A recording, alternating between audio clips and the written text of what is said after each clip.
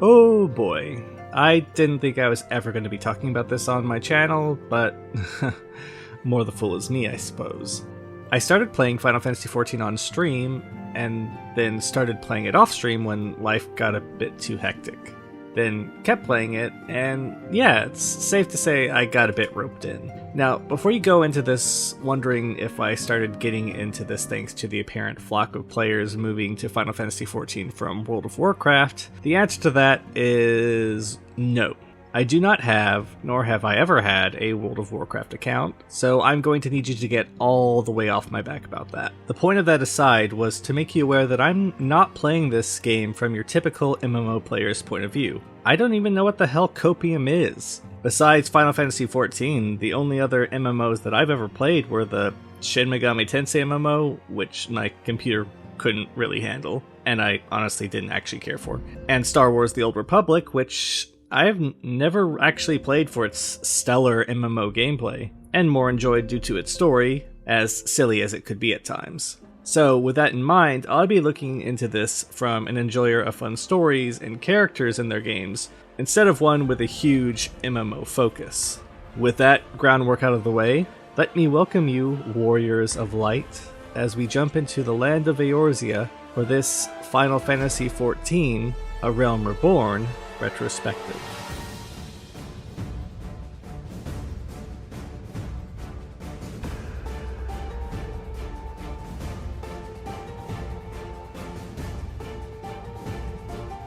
For those who aren't aware, when the game first came out, now known as version 1.0, it played significantly differently. But I can't judge how the game played when it first came out at that time because, well, I didn't play it. I mainly bring this up as we will be making some references to 1.0, but I wanted there to be transparency in the fact that I've never actually tested that particular version of the game myself. So my knowledge of it is entirely secondhand. And as they say, the best place to start is the beginning, and I started the game as a bright-eyed, bushy-tailed cat boy. Yes, I was a cat boy, deal with it. And what the hell is that? Drink of despair! If you were to boot up the game now, through one of the coolest cinematics in an MMO, we are introduced to the land of Eorzea, Final Fantasy XIV's game world. I chose pretty early on that I was going to make my cat boy a white mage, which, if you aren't fluent in Final Fantasy, don't worry, I'll explain that more later. It's made known that there was a huge calamity that recently occurred caused by a primal, the dragon god Bahamut. Primals are explained to be essentially living gods based on the various faiths that exist within the world. When enough prayer and power are gathered through magic crystals, a primal can be summoned. Well, it appears that this primal had been sealed away until events that occurred in 1.0, where a massive war broke out between the nations of Eorzea and the Empire of Garlemald, also sometimes known as the Garlean Empire. And someone decided that bringing this dragon god into play was the right thing to do. While the players, known as the Warriors of Light, were fighting against the Empire, this seal was finally breached and Bahamut was released, decimating much of the world before many people were suddenly teleported a short stint into the future, after the damage had mostly been healed. However, a seeming side effect being that no one seems to be able to remember what the old Warriors of Light looked like. This is where the current Final Fantasy XIV begins. You, as the player, begin as a new traveler in the world, or one of the returning Warriors of Light if you happen to have a character from 1.0. If you are new, the game will provide you with a brief description of the world should you want it, or just drop you in if you're a returning warrior. You'll begin trying to make a name for yourself with one of the three main alliances in Eorzea, inevitably getting lost in their cities unless you started in Gridania. Ul'dah is okay once you get used to it, but to this day I still feel like I'm going through the Cathedral of the Sacred Blood in Code Vein every time I go into Limsa Lominsa. Where the f*** am I going? Depending on your starting location, you'll be dealing with that area's specific problems. In Limsa Lominsa, people are being kidnapped to become worships of the primal Leviathan. In Ul'dah, there is civil unrest, and their princess has gone missing. In Gridania, the trees are sick. Gripping. You'll get to know each of the heads of states, whether it be wannabe Crystal Mommy, true blue pirate mommy, or Strunk Dad and his cutie booty potato. This is all before the main plot jumps in and introduces you to the Scions of the Seventh Dawn. Here you'll find the true driving force in the game, and without spoiling too much of its intricacies, you have a group called the Ascians who are nudging other groups known as the Beast Tribes, species that can talk and or communicate with everyone else but generally remain insular within their own species for whatever reason. Yes, Eorzea is kind of racist. To summon their primals. The issue with the summoning of these beings is that besides the primals being very powerful entities that can brainwash people if they desire to, is that their very existence will slowly drain away the life essence, or aether, from the world. Because of this, the Scions have taken it upon themselves to ensure that if primals appear, that they are put down quickly while also investigating who the Ascians are and their motives. On top of all of this, there is also the looming threat of the Empire, which may or may not be gearing up for another attack to attempt to take Eorzea over. So in other words, pretty much crap is flying at you from all sides. Now that's all I'm going to say here until we get to the spoiler territory for this retrospective. And this is enough for you to gather what's going on and allow me to explain the gameplay without using terms that will cause too much confusion.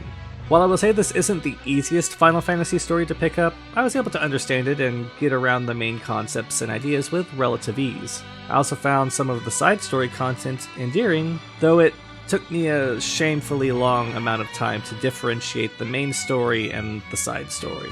Look, I never said I was brilliant. In this particular retrospective, I'll be looking into everything included in the game's relaunch, as well as content added to the game up until the game's first expansion, Heavensward. So, there's a lot to go over. When beginning the game as a new character, you will first choose your race, and forever be judged based off of your decision. Each race has two variants, with minor changes between them. These variants do have stat differences, but these are mostly negligible, and you generally shouldn't worry about min-maxing in order to get the best stats for reasons I'll go into later. These two variants are mostly going to bring out some small visual differences. So, for instance, in the Miqo'te, some have slit pupils while others are round, and with the Lalafell, some of them are soulless and non-existent. The first of these races is the Hyur, which basically act as the human stand-ins. The Elezen are essentially really tall elves. The Rogadin are hefty boys and girls that look like they could crush most people with a mere look. The Miqo'te are cat boys and girls that will induce mockery from those who don't play the game, shortly before they join and become a cat girl of their own. And yes, it is almost always a cat girl, the player stats don't lie. The last and smallest of our base playable races are the diminutive Lalafell, which, despite of, or possibly because of, their size, tend to be some of the most emotive little buggers out there. These races all came with the base game, or at least the 2.0 version of the base game. In the original 1.0, there were a few more restrictions, such as both Rogadin and Miqo'te being exclusively one gender only. Male for the Rogadin and female for the Miqo'te. A carryover from Final Fantasy XI, which had basically the exact same races, with only their names being different. After the game was rebooted, one of the things changed was the ability to remove gender restrictions on races. A lesson that you thought they would have learned from fans clamoring for the removal of gender restriction the first time. Alas, we will find that that wasn't the case. While I'm not going to go into detail into the game's expansions in this video, I did want to talk about the additional races that could be played here, since you'll most likely want to figure out what you want to play as before you begin. These remaining 3 races are all DLC exclusive, and Sans 1 are all new to the Final Fantasy series. The first, the Aura, are available in the expansion Heavensward, and become more widely seen in the second expansion, Stormblood. 2 more races were released with Shadowbringers, these being the Viera and the Hrothgar. The Viera, or Giant Bunny Girls, were first introduced in the Ivalice games, with Fran from Final Fantasy XII being probably the most well-known character out there. The character was released as a female-only race to mixed reception, but, well, we'll get back to that in a moment. The Hrothgar were also released as a male-only playable race and are big muscly lion men. Some have stated that they are this game's equivalent to the Ronso from Final Fantasy X, but based off of what limited solid information I could find, that doesn't seem to be the case. The race definitely looks like it was influenced by the Ronso, but they don't seem to be a one-to-one. Now, I stated that 2 of these races were monogendered, and from a playable standpoint, this is true, but story-wise, male Viera and female Hrothgar do exist in the world, they just don't generally interact much outside of their species. This, of course, is being changed in the upcoming Endwalker expansion, with the male Viera coming at launch, and the female Hrothgar supposed to show up sometime later. So for those who are waiting for the Bunny Boys, rejoice, as they'll be making their way in force soon. But now that I've talked your ear off about the different playable races of Eorzea, we can move away from this subject and go into the game proper to talk about just how this game actually plays once you've entered the world. Your first major decision that actually affects how you'll be playing in battle, and not just how you look, will be your first job. Jobs are the equivalent of classes, and will change what your role will be once the fighting finally starts. Jobs are split into 3 different types: damage, healer, and tank. And while I won't go into each of them in depth, as this video is going to be long enough already, I will go over some of the basics. Damage jobs are the ones to choose if you wish to make the bad peoples hurting you fall down. Healing classes will allow you to pick up the people with the owies and the boo-boos. You get a cookie if you get that reference. And tanks are the ones that are going to be trying to get the enemy's attention and soaking up the damage so that their less thick teammates won't have to. Unlike other MMOs, you don't have to stick with a job if you've decided that you don't like it. And after finishing the starting quest in the game, you'll be given the opportunity to try out any other jobs you come across. These jobs are further divided into Disciples of War or Disciples of Magic, which really just affects what type of gear you can equip when using that job. There are also non-combat oriented jobs called crafting and gathering jobs, but I'll get to that in a bit. For damage dealing jobs, you have the Pugilist, Thaumaturge, Archer, and Lancer.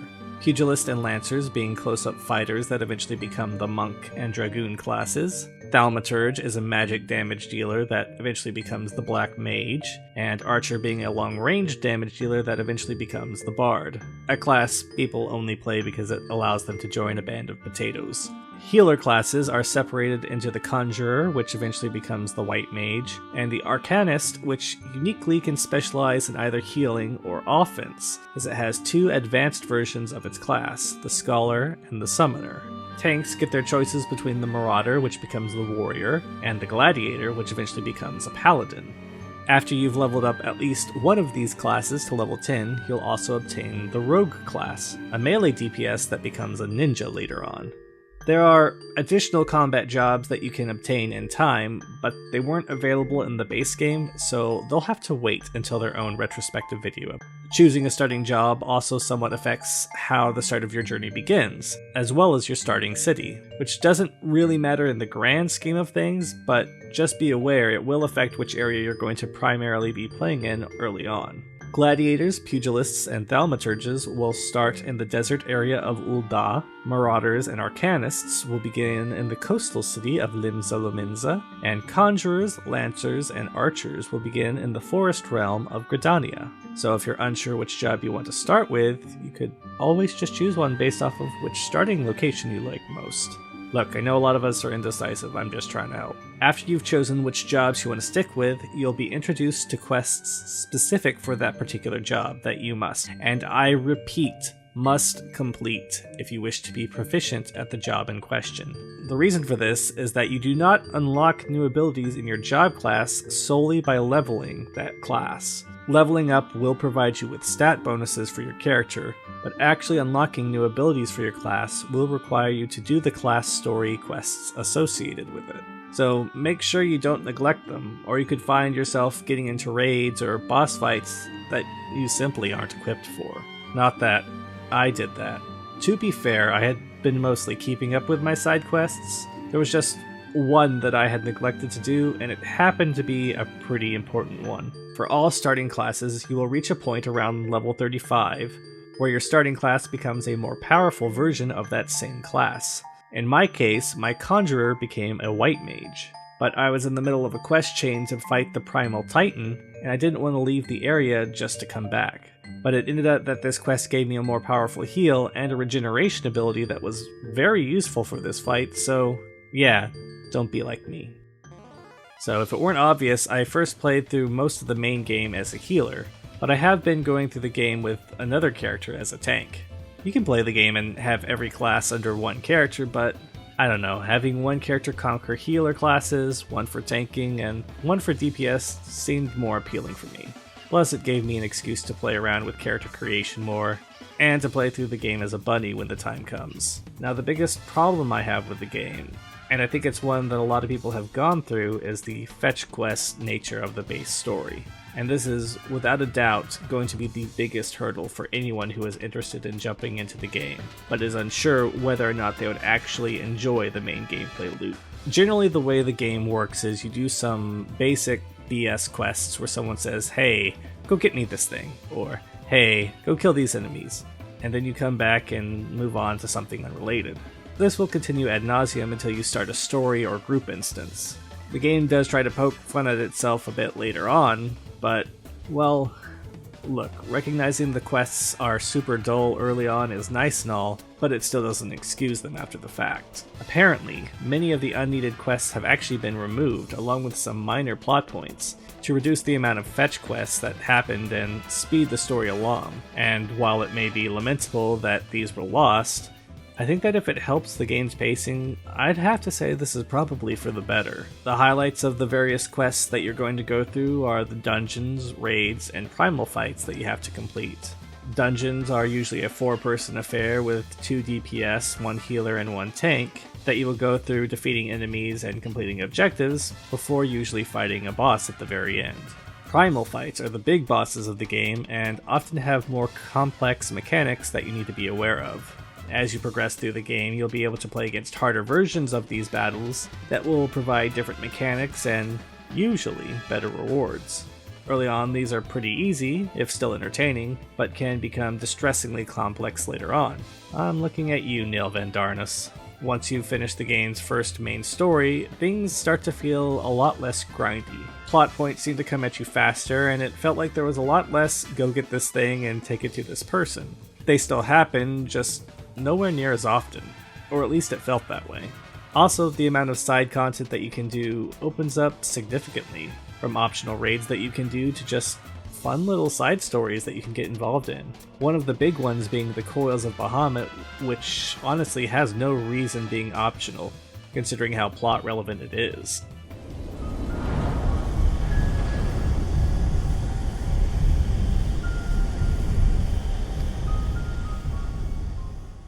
From what I understand, Final Fantasy XIV is different than most MMOs as its focus really isn't on the MMO in-game side of things. And what I mean by that is, most MMOs have a focus of reaching the in-game at max level, and grinding out raids, getting better gear, and playing in PvP. Final Fantasy XIV does have these aspects, but it's never really been its focus, and it also never forces you to get into it. The game's main focus is on its story, and anything else is optional.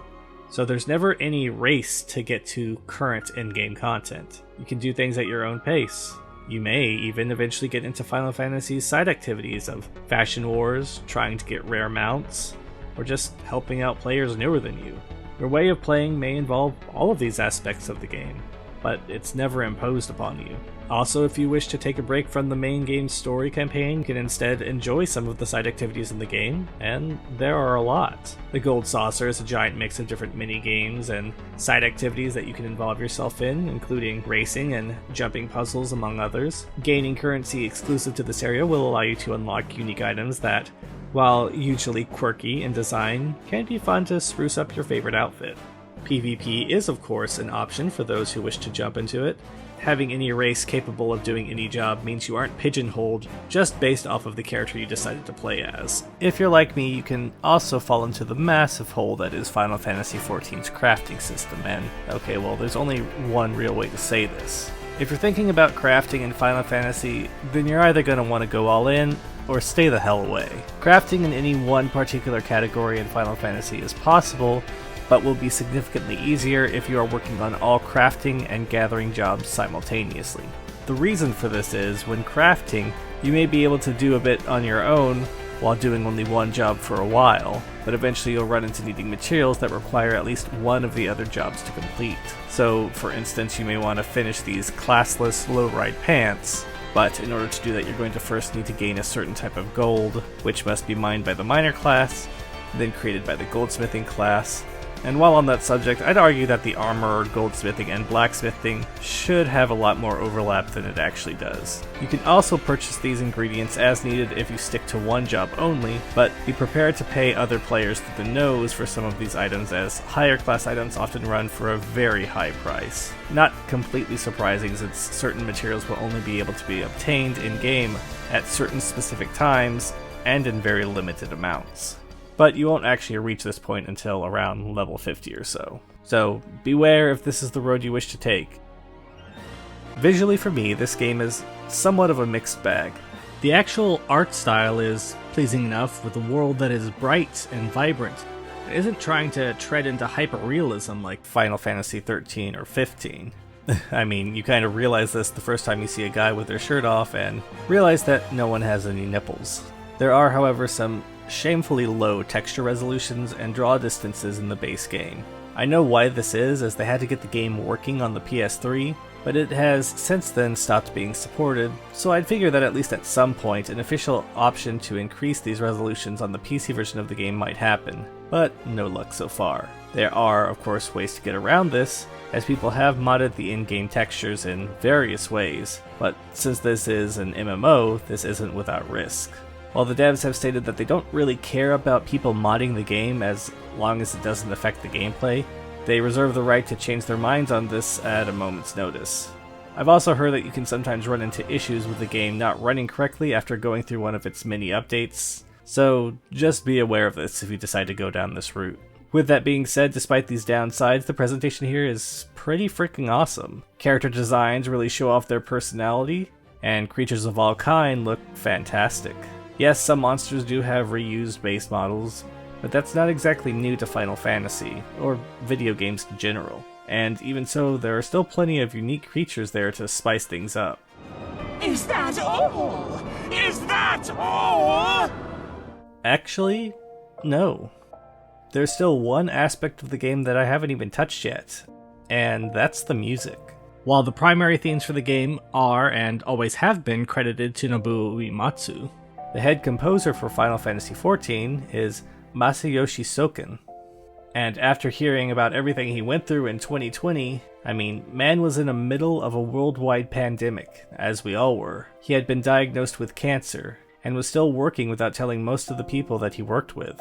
While I think this may be an example of problematic work culture, I do praise his strength for being able to do such a thing. With all that said, the music in this game is phenomenal, with some standouts being Torn from Heaven and many of the Primal tracks.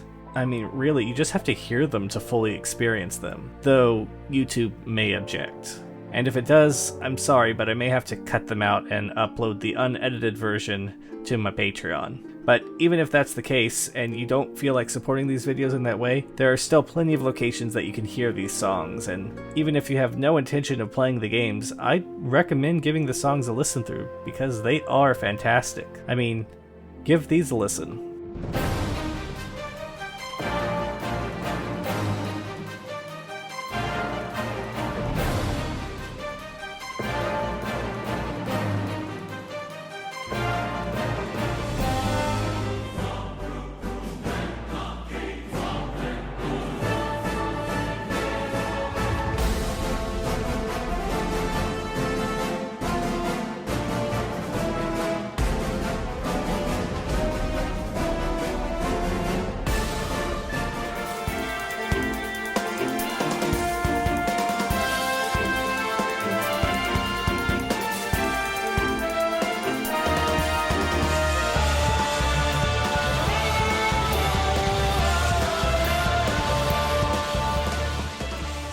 Well, now that we've gone through all of that, this is where we get into spoiler territory, so if you want to avoid them, skip to the timestamp below, as I'm not going to go light on the spoilers in this analysis. So, after meeting the Scions of the Seventh Dawn, you learn something rather interesting from their de facto leader Minfilia. Basically, you and her have been blessed by Hydaelyn, a high being known as the Mother Crystal. This makes you both impossible to being brainwashed by primals, as well as gives you the power known as the Echo, which allows you to see briefly into someone's past in certain situations. If you were also a player from 1.0, she'll be one of the only people who can recognize you as one of the original Warriors of Light. After 5 long years, you've come back to us, just as Louis Var said you would. Words cannot describe the joy I feel at this moment. Welcome home. I remember you still, and everything you fought for. You'll then be given a full party roundup with everyone introducing themselves and letting you know their particular role. Ishtola keeps an eye on things happening in Limsa Lominsa. Papalimo and Ida look after Gridania. There's Thancred, who follows up the happenings of Ul'dah, and Urianger and Tataru, who, well, they mainly do scholarly and administrative work. And for those who wish to get nitpicky, yes, you would have already met some of these scions already depending on your starting zone, but you're reintroduced to them here anyway, so it hardly matters. Together, you all decide to hunt down any primals that pop their heads up and start trying to investigate the Ascians' motives, while the Empire also keeps tabs on the primals as well as the scions' involvement. Eventually deciding that the scions may be a threat, the Empire invades the scions' headquarters and kidnaps Minfilia amongst others, but not before killing many who were in their way. Here, the Warrior of Light must try to figure out what to do on their own before being introduced/reunited with Cid, a former Imperial with ties to one of the big bads, as well as properly introduced to the self-congratulating little shit Alphino. I fondly hoped that I might be the first to speak with you. Would that I had been so fortunate. Don't worry, he gets better. Together you continue your mission to find and eliminate primals, leading you to the Lady of the Winds, Garuda. Unlike the other primals you have fought, who have basically been giant meatheads, she shows that she has a plan, and tortures members of other beast races, I hate that term, and gets them to summon their primals again so that she can kill them and feast upon their ether. Unfortunately, the Imperials decide to crash their little party and unleash an ancient weapon from long ago, and, well, look, I can't go into every detail about why they have this thing here, but the point is that they have it. Maybe I'll do a lore dive in the future to better explain this. Anyway, this ancient machine quickly makes work of the 3 primals, absorbing their ether instead of dispersing it. The remaining scions regroup, and decide that they must rescue Minfilia and their friends in order to convince the leaders of Eorzea not to give up their struggle against the Empire. After a long, convoluted set of steps, they manage to do just that, but not before finding out that their scion member Thancred has also been possessed by an Ascian. All because he was working too hard. You see, this is why you take your vacation days. Eventually, you storm the Empire's headquarters, kick the Ascian out of Thancred, and save the day. For a while, at least. If it sounds like I really skimmed over some of the story here, that's because I most certainly did. There is so much to cover here, and I simply cannot go through each and every character backstory when I'm mainly just trying to tell you about my feelings on the game as a whole. What I will say though is that while the game's story was fun, and I did find enjoyment with it, it's a pretty basic affair. You're introduced to the baddies pretty early on, and while some are at least a bit more nuanced than I'm just evil for being evil, others are really not, despite some half-hearted attempts to humanize them later. I was starting to wonder what was so interesting about the game's story, and why some swear by it so much, until I reached the after games content. And there I found some stuff I truly loved. After you've completed the main story, there are several additional threats that pop up, many involving a neighboring country of Ishgard, a realm filled with ice and dragons. The thing is, the dragons and the Ellison don't really get along, and have been at war for well over 1,000 years. So there are definitely some grudges in play. As if it weren't bad enough to have dragons attacking a nearby country, a long-thought dead High Dragon returns, robbing you of your connection to Hydaelyn. And on top of all of this, a woman going by the name of Iceheart is going through and rounding up resistance to the ruler of Ishgard. So things kinda go from bad to worse pretty quickly. As you uncover these secrets, you'll unlock more classic summons to fight as primals, with Shiva being one of my favorites. And I don't know, something started clicking about this point, and I actually found myself getting more invested with the core story. Maybe it was due to the introduction of new mysterious characters, or older characters actually being given a bit more backstory revealed, but I don't know, I just found myself enjoying everything a bit more. By the time the final act occurred and everyone decided that it's time to inject some Game of Thrones into our Final Fantasy, I was all on board to see what happened in the first expansion Heavensward, and so far I have not been disappointed. I also feel that I must mention at least 2 optional quest chains since they are fairly story relevant, and one adds a massive addition into the game. The first will be the Crystal Tower, where essentially a very condensed copy of the story from Final Fantasy III is told, but with cat voice. Here you go through a series of 24-person raids, which splits you and your partners into 3 groups of 8.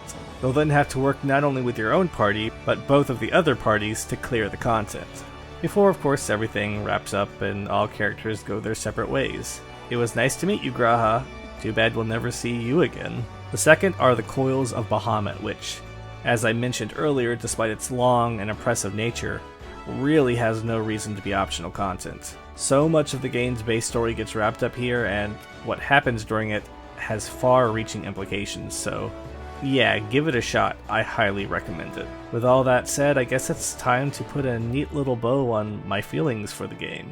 While I can't judge the game on MMO standards, as I said I'm not really well equipped to do so, I will say that I have become a huge fan of the game so far. While the world didn't wow me originally, by the time I was done with the main story content, I was eager to move on. I actually enjoyed the gameplay, and learning my rotations has been relatively easy. I know that I'm not the best healer out there, but I've already had some fun moments that I'll probably remember for some time. Like the time we had a slightly overeager tank, and in order to prevent a wipe in the dungeon, I essentially had to suicide holy spam in order to keep everyone else alive. And it worked. So, would I recommend Final Fantasy XIV if you're not a huge MMO player? Hell yeah, I would. If it's your first time trying it, you can get 2 months for free, and are free to play through the entire main game story, as well as the story for its first expansion, Heavensward. If you're unsure if you'd like it, I would totally recommend sitting down with it sometime and at least playing through the base game's content. Worst case scenario, you decide it isn't something for you, and you don't have to pay anything to find that out. But coming from someone who was pretty sure that this wasn't going to be my cup of tea, I'm glad I gave it a shot. And with the rapid ascension of people playing the game now, I know I'm not the only one. Now, if you'll excuse me, I have 3 more expansions to get through before Endwalker comes out. So until then, may you walk in the light of the crystal.